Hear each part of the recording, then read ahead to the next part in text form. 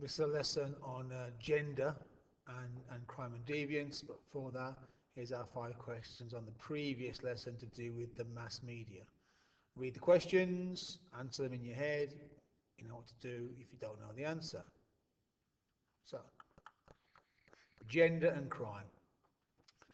Socialization, you ought to know by now that's how you learn the culture. Gender roles: active, aggressive, risk taker, male; passive, obedient, cautious, female; and norms. Okay, let's move on. Right, let's look at some detail first.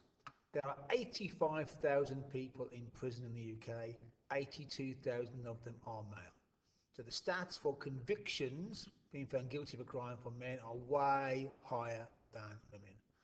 I'd say one thing to add to that: these 85,000 people in prison are almost all working class. Don't forget that. Now, for most sociologists, it's a fairly straightforward why this might be. We socialise males and females differently. They have different gender roles.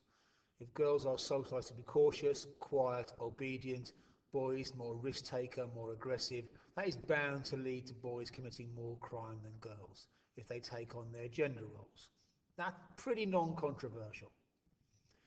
That was taken on and expanded by the sociologist Frances Heinsohn.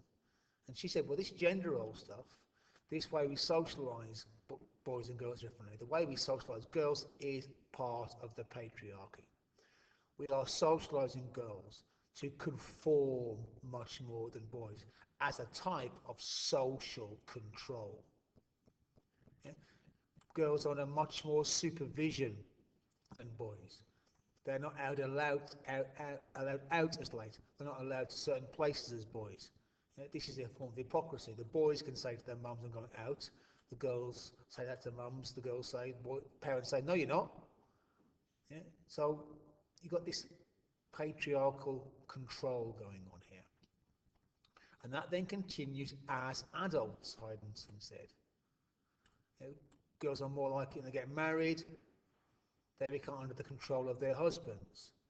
Because of the glass ceiling, they can't get important jobs at work, and they're much more likely to be supervised. Therefore, they can't commit certain white-collar crimes because they're not left to their own devices enough.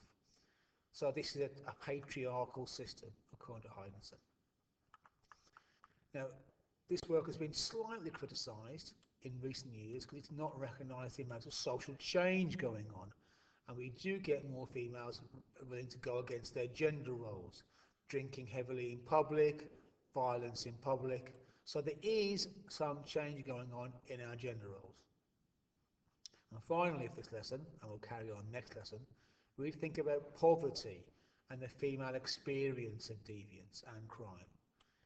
Because of poverty, we are more likely to be poor because they're more likely to be single mothers or not work at all, and therefore they experience more poverty, and that might cause them to experience more deviance. They're likely to be the victims of domestic violence.